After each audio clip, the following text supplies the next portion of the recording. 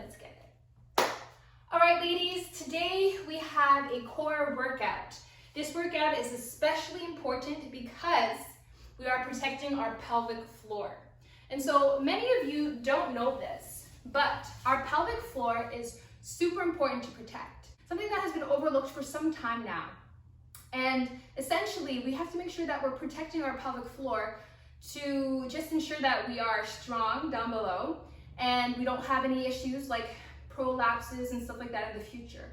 So for a lot of women, this is something that comes to light after they give birth, or they lift too much, or something happens where that ends up happening. And if for some of you who don't know what a prolapse is, I strongly recommend do some research on it.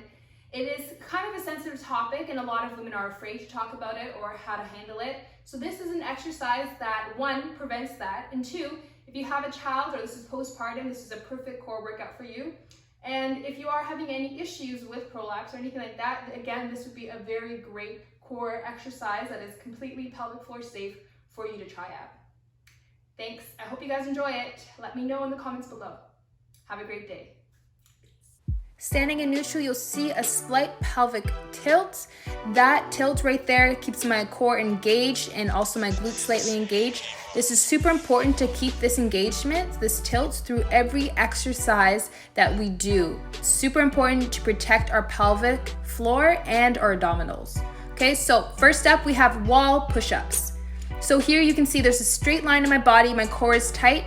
If you have some issues with your pelvic floor, I want you to reset the core engagement after each push-up. So take a deep breath in, engage, and then come back down. This movement is completely slow and controlled. Okay, core is engaged and we're stable through the movement. To progress, hold the push-up at the lowest point for 5 seconds and come back up. You'll feel a lot more engagement in the core having to hold that. And then to modify it, you just take a step closer to the wall. This lessens the load, but still you will feel a core workout and arm workout in this movement. Next, we have seated leg lifts. This is a modification to the commonly seen laying leg lift exercise in a lot of core workouts. The difference between the two is that being in a seated position, there's a lot less pressure on your pelvic floor. So it's the same movement, yet it allows you to engage your core, work out your abdominals, and protect your pelvic floor all at the same time.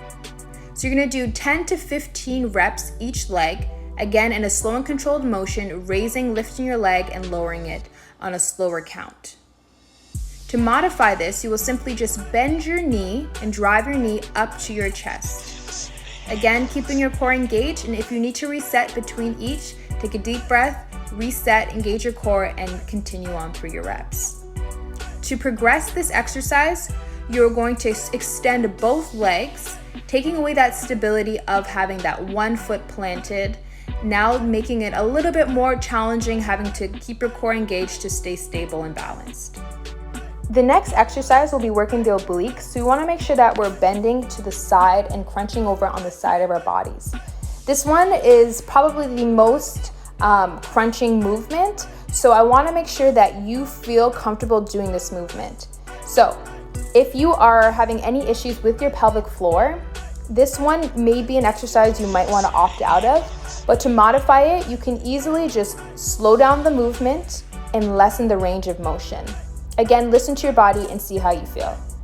So for this kneeling oblique crunch, we just want to raise our arms above our heads, or if you have a cushion or medicine ball or something that we can toss to the ground, we want to raise it up and we want to crunch to the side, engaging our core. Okay, our core needs to be engaged through the entire movement. The fourth exercise is an isometric dead bug variation. So this is a hold. You're going to lift your legs to make sure that you have a 90-degree bend at the hips and 90-degree bend at the knees. You're going to drive your knees in and drive your arms in at the same time, finding a cushion or exercise ball or something that you can press down on.